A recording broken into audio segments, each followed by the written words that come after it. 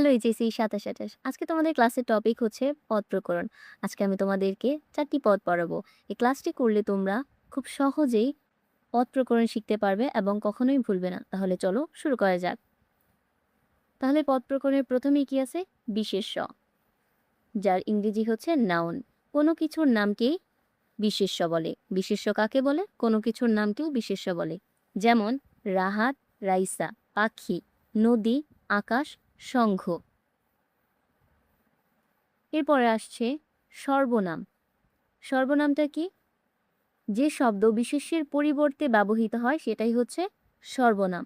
তাহলে বিশেষ্যের কি? কোনো কিছুর নাম, তাহলে নামের পরিবর্তে ব্যবহৃত হয় সে, তার, তাকে, তাদের, নিজে। নামের পরিবর্তে যা ব্যবহৃত হবে সেটাই কি? সর্বনাম। এরপরে হচ্ছে বিশেষণ। বিশেষণটা কি? যে শব্দ বিশেষ্যের দোষগুণ অবস্থা বোঝায় তাকে বিশেষণ বলে। বিশেষ্যের দোষ গুণ অবস্থা যে শব্দ দ্বারা প্রকাশ করা হবে সেটাই হচ্ছে বিশেষণ। লোক, তাহলে এটা একটা বিশেষ্য, এটাকে বিশেষায়িত করা হয়েছে অভিজ্ঞ দ্বারা, তাহলে অভিজ্ঞটা একটা বিশেষণ। মেধাবী ছাত্রী, ছাত্রীটা হচ্ছে নাউন। এই নাউন বা বিশেষ্যকে বিশেষায়িত করেছে মেধাবী, তাহলে কেমন ছাত্রী? মেধাবী ছাত্রী, তাহলে মেধাবীটা হচ্ছে বিশেষণ। নীল আকাশ, আকাশটা হচ্ছে বিশেষ্য, এটাকে বিশেষায়িত করেছে নীল, নীলটা হচ্ছে বিশেষণ। যে বিশেষায়িত, যে বিশেষ্যকে যেটা বিশেষায়িত করে সেটাই হচ্ছে বিশেষণ। যেমন ফুল একটা বিশেষ্য, লোক একটা বিশেষ্য, পানি বিশেষ্য, হাওয়া বিশেষ্য। এগুলাকে বিশেষায়িত করেছে, যেমন হলুদ ফুল বিশেষণ, দক্ষ লোক, দক্ষটা বিশেষণ, গরম পানি, পানির অবস্থা গরম, হাওয়ার অবস্থা ঠান্ডা। এরপরে হচ্ছে ক্রিয়া। ক্রিয়া কি? ভার্ব। যে শব্দ কিছু করা বা ঘটা বোঝায় সেটাই হচ্ছে ক্রিয়া, যাকে ইংরেজিতে ভার্ব বলে। কিছু করা বোঝায়, যেমন হিমু ছবি আঁকছে, হবে ছবি আঁকছে, তাহলে আঁকা একটা কাজ। এখনই বৃষ্টি হবে, কি হবে? বৃষ্টি হবে। লামিয়া বই পড়ছে, লামিসা বই পড়ছে, তাহলে বই পড়া একটা কাজ। আমি আগামীকাল ঢাকা যাব, যাওয়া একটা কাজ।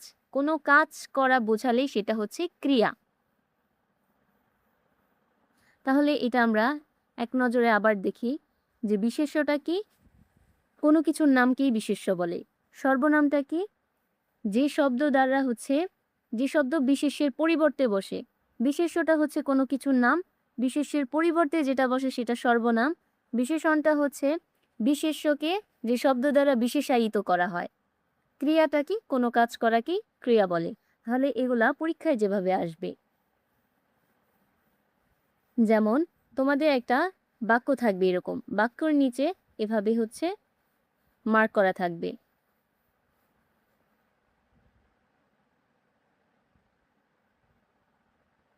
যে তোমাদের বলবে এখন এই মার্ক করা যে শব্দটা আছে এটা আসলে কি, মানে কোন পদ? এটা কি বিশেষ্য, বিশেষণ, সর্বনাম, ক্রিয়া, কোনটা?